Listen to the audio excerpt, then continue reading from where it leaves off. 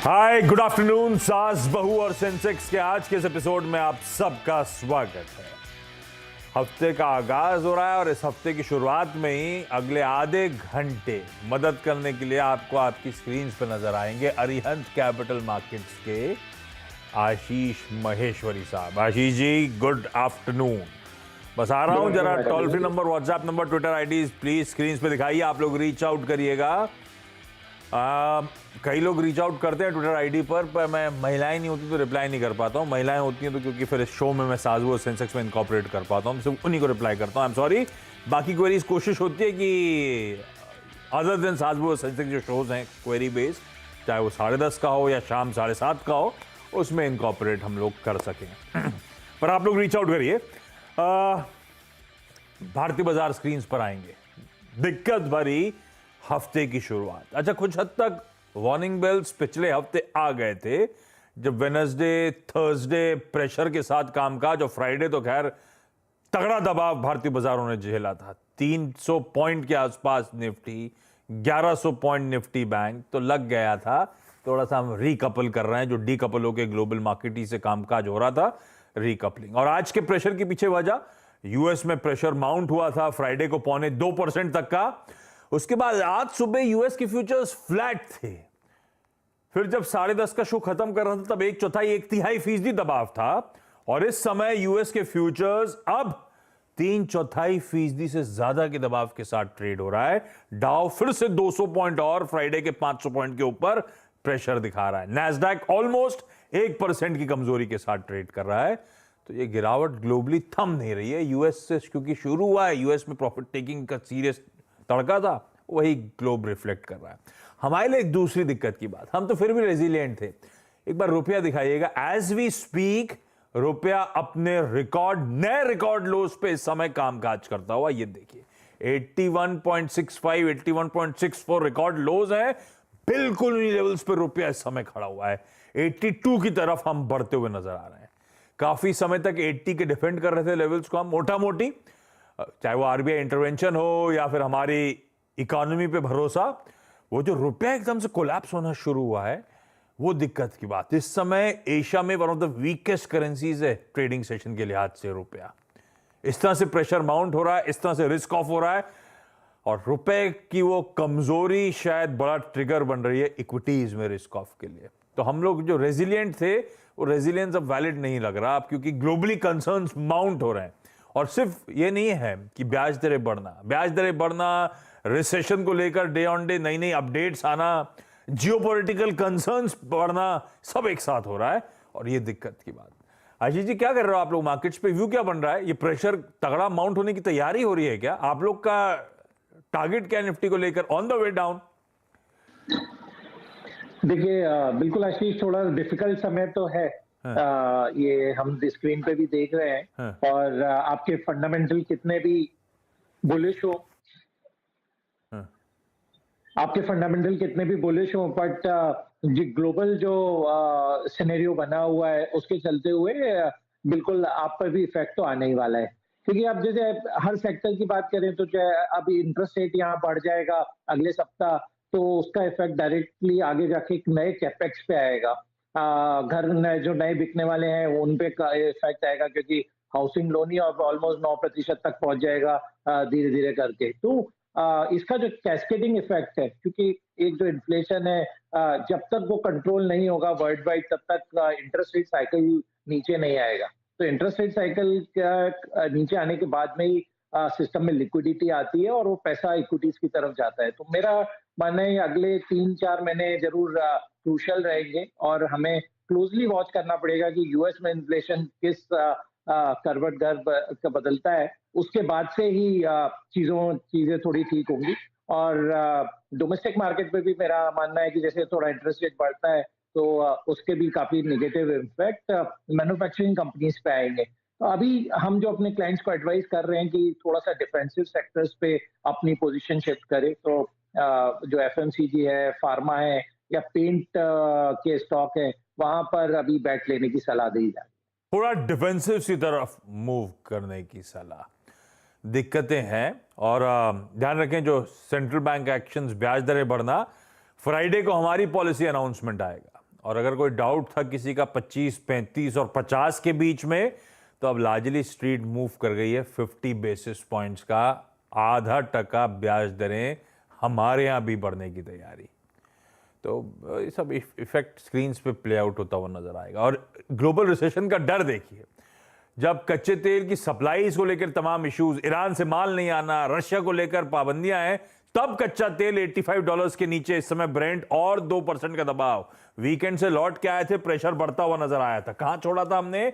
$89 पे।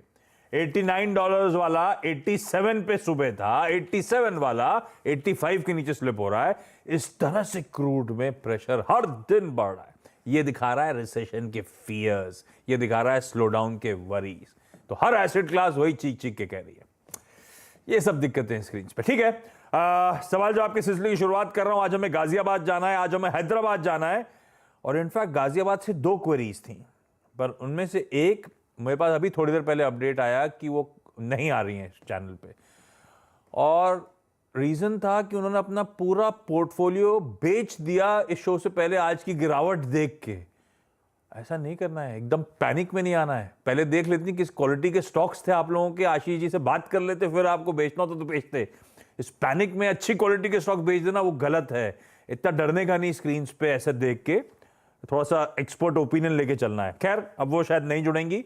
गाजियाबाद से एक क्वेरी, तो पहले मैं जा रहा हूं प्रभा तापड़िया जी गाजियाबाद से आपकी स्क्रीन पे। प्रभा मैम, हाय, नमस्ते।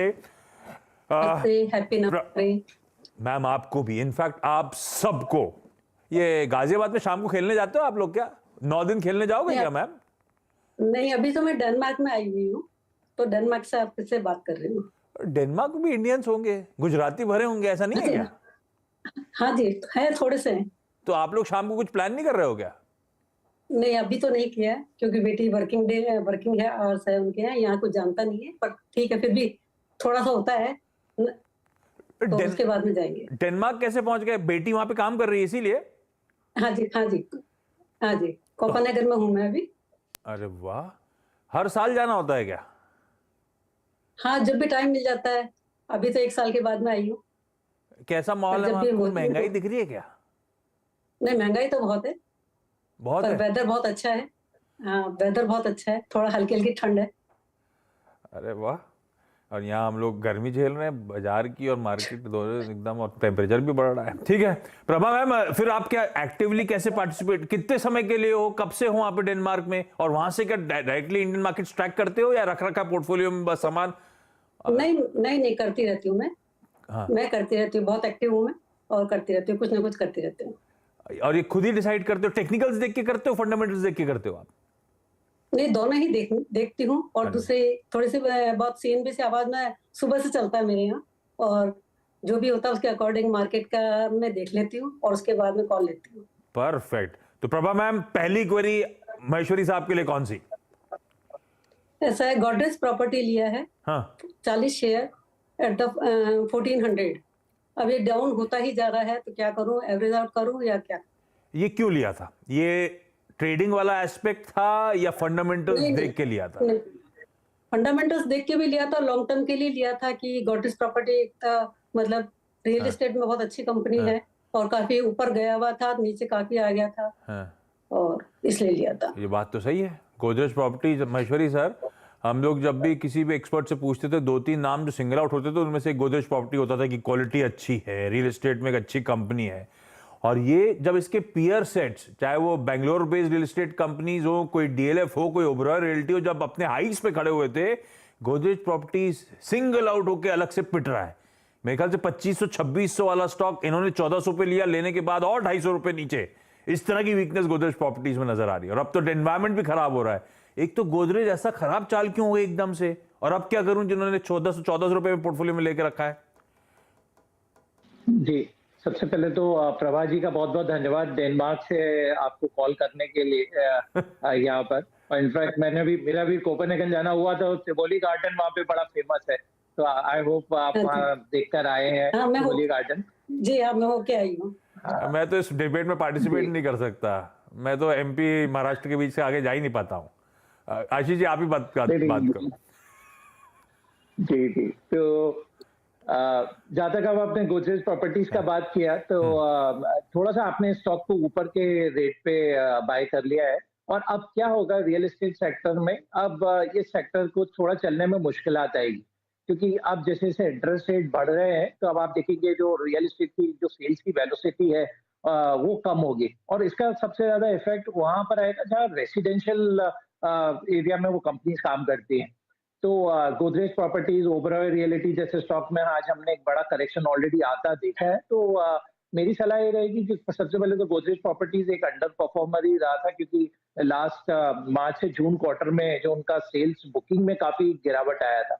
इसके अलावा जो नए प्रोजेक्ट लॉन्च थे उनके तो करीब इस बार उन्होंने 19 मिलियन स्क्वायर फीट उनको बेचने का टारगेट था, वो मुझे नहीं लगता कहीं आसपास भी आएगा। तो ये एक अंडर परफॉर्मर स्टॉक है और रियल एस्टेट सेक्टर में, तो मेरी सलाह रहेगी कि आप इस स्टॉक से निकल जाए और इसकी बजाय आप लोग को यदि इस सेक्टर में रहना है तो मेरा मानना है कि सीमेंट का एक डायरेक्ट प्ले जरूर हमारे पोर्टफोलियो में होना चाहिए क्योंकि सीमेंट के प्राइसेस में कोई बहुत ज्यादा फॉल आएगा नहीं क्योंकि इंफ्रास्ट्रक्चर भी उसको सपोर्ट कर रहा है एज अ सेक्टर और रियल एस्टेट से जो डिमांड है वो भी बनी हुई है और सीमेंट के प्राइसेस में भी हमने इजाफा होता देखा है। तो मुझे लगता है इसकी बजाय आप अल्ट्राटेक सीमेंट के स्टॉक को बाय करें जो 6100 के आसपास अभी अवेलेबल है और वहां पर मुझे लगता है कि करीब करीब जैसे ही थोड़ा सा मोमेंटम मार्केट में दोबारा शुरू होगा ये आपको 6800 से 7000 रुपए तक के लेवल अगले क्वार्टर के रिजल्ट आने के बाद में आपको दे सकता है। तो एक बार गोदरेज प्रॉपर्टी से बुक कर ले क्योंकि शॉर्ट टर्म में यहाँ कोई ट्रिगर नजर नहीं आती। तो इन लेवल्स पे लॉस बुक कर लूं और अल्ट्राटेक पे शिफ्ट करूं, है ना? गोदरेज प्रॉपर्टी निकाली दूं जिस भी भाव पे।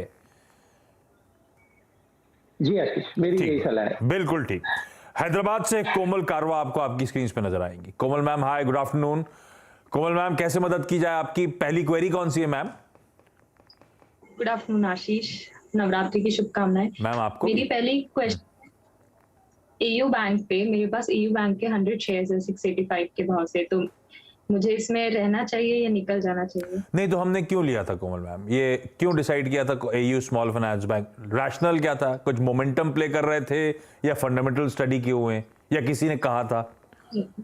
मैंने मोमेंटम ही देख के लिया था चार्ट्स पे। जब ये टेक्निकल कैंडलस्टिक पैटर्न को देखकर जब 670 क्रॉस किया उस वक्त मुझे लगा शायद मोमेंटम मुझे एंटर होना चाहिए, तो लेकिन आई थिंक लास्ट 2 में स्टॉप लॉस में निकल जाना चाहिए था।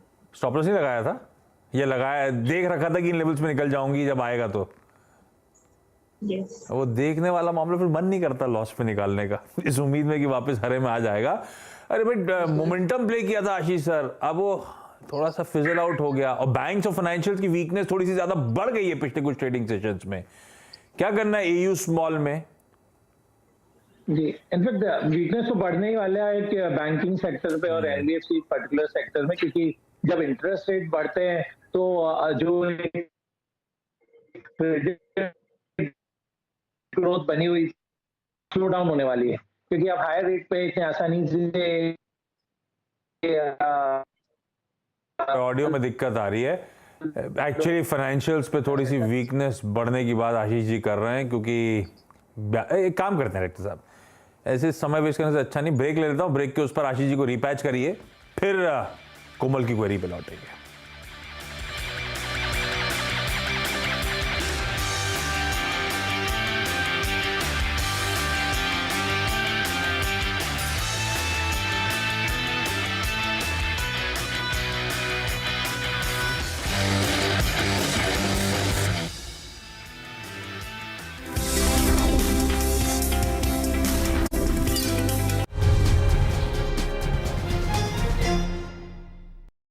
Hello and welcome. आप देख रहे हैं सीएनबीसी आवाज, मैं हूं हर्षदा सावंत और आप देख रहे हैं आपका पसंदीदा स्टार्टअप शो आवाज एंटरप्रेन्योर, जहां हम बात करते हैं स्टार्टअप इकोसिस्टम के बड़े मुद्दे, ट्रेंड्स और साथ ही नए आइडियाज की। स्टार्टअप की दुनिया में सबसे ज्यादा चर्चा आजकल हो रही है फंडिंग विंटर की, यानी कि ऐसा माहौल जहां फंड जुटाना बेहद मुश्किल हो रहा है। लेकिन इस विंटर में सुनहरी धूप ब्यूटी सेगमेंट में खिली हुई है। पिछले 6 महीनों में जहां पूरी दुनिया मंदी के साए में जी रही है, वहीं भारतीय ब्यूटी स्टार्टअप्स ने अच्छा खासा फंड जुटा लिया है। मिसाल के तौर पर पर्पल, जो बना है देश का 102nd यूनिकॉर्न, कंपनी ने हाल ही में $33 मिलियन का फंड रेज किया। इससे पहले मई के महीने में शुगर कॉस्मेटिक्स ने $50 मिलियन के फंड जुटाए। वहीं vegan beauty product startup plum ने मार्च के महीने में $35 मिलियन का फंड रेज किया है। यानी कि पिछले 4 महीनों में इन कंपनियों ने कुल मिलाकर $100 मिलियन का फंड रेज किया। अब इन कंपनियों के वैल्यूएशन पर अगर हम नजर डालें तो सबसे आगे इस बिलियन डॉलर क्लब में नायका का नाम आता है। कंपनी लिस्टेड एंटिटी है। $8.8 बिलियन पर दरअसल नायका का वैल्यूएशन इस समय खड़ा है। यही नहीं, पर्पल का वैल्यूएशन हाल ही के फंड रेज के बाद करीब $1.1 बिलियन पर आ गया है। इसके पीछे है शुगर कॉस्मेटिक्स, जिसका वैल्यूएशन लगभग $500 मिलियन पर आका जा रहा है, तो प्लम का वैल्यूएशन लगभग $250 मिलियन पर खड़ा है। इन वैल्यूएशन और इस फंड रेज से जाहिर है कि इस सेक्टर में ग्रोथ का खूब पोटेंशियल है। अब पोटेंशियल की बात करें तो 2022 यानी कि इस साल में भारतीय ब्यूटी सेगमेंट में तकरीबन $25 बिलियन का मार्केट देखने को मिलेगा। और अगर आप 5 साल आगे बढ़ेंगे यानी कि 2027 में ये मार्केट $33 बिलियन से ज्यादा होगा, यानी औसतन 6% से ज्यादा की CAGR ग्रोथ। अब सवाल यही है, इस तरह की ग्रोथ को कैप्चर करने के लिए क्या बड़ी कंपनियां आगे रहेंगी या फिर स्टार्टअप्स का शेयर बढ़ने वाला है? इसी पर बात करने के लिए मेरे साथ है यूनिकॉर्न पर्पल के फाउंडर मनीष तनेजा और साथ ही शुगर कॉस्मेटिक्स की को-फाउंडर विनीता सिंह। आप दोनों का ही स्वागत है। कांग्रेचुलेशंस आप दोनों को, जहां पर दुनिया भर में और स्पेशली भारतीय इकोसिस्टम में बात हो रही है कि फंड रेज करना बहुत मुश्किल होगा। आप दोनों ने बहुत ही बड़ा फंड रेज किया है और काफी तगड़ा रिस्पांस इन्वेस्टर्स से मिला है। Manish, congratulations on being a unicorn too. क्या वाकई में मुश्किल था? कुछ फंडिंग विंटर जैसी फीलिंग महसूस किया आपने? फंड रेजिंग इस साल थोड़ा डिफिकल्ट है compared to last 2-3 years. हमारे लिए स्पेसिफिकली उतना डिफिकल्ट नहीं था because of the performance of the business. You know, हमारा business almost 100% year on year से बढ़ा है from last year to now. So and बहुत ही अच्छे यूनिट इकोनॉमिक्स के साथ बढ़ा है, तो हमारे लिए उतना डिफिकल्ट नहीं था, बट शायद हमारे लिए और भी आसान होता अगर ये फंडिंग विंटर ना होती तो I agree with you, there is some pullback on the investor side. People are holding back on investing. लोग वेट कर रहे हैं कि कैसे इन्फ्लेशन पैन आउट होएगी, कैसे ग्रोथ आएगी अगले 12 से 24 महीने के अंदर। सो थोड़ा सा मैं जरूर मानता हूं कि थोड़ा सा मंदी है कैपिटल मार्केट्स में, जिसके कारण फंडिंग थोड़ा सा स्लो हो रहा है। विनीता, आपके लिए एक्सपीरियंस कैसा फॉर इन्वेस्टिंग?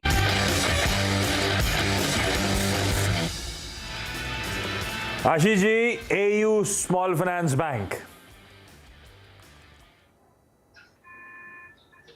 आशीष जी, आवाज आ रही है? हेलो जी, आवाज आ रही है। हाँ, AU स्मॉल फाइनेंस बैंक, आप कंटिन्यू करो। निकालना है जी? नहीं, मुझे लगता है कि अभी थोड़े स्टॉक में बने रह सकते हैं जरूर। थोड़ा सा इंटरेस्ट रेट को लेकर एक जो नेगेटिविटी बनी हुई है, बट मेरा मानना है कि स्टॉक को बनाए रखने में ज्यादा समझदारी है, क्योंकि जो फंडामेंटल्स है वो काफी रोबस्ट है। सेकंड, कंपनी ने जो काफी सारा जो एक्सपेंड किया है अपने नई नई ज्योग्राफीज में, तो एक रिटेल की एक बड़ी स्टोरी बन के AU small finance bank emerge हो रहा है।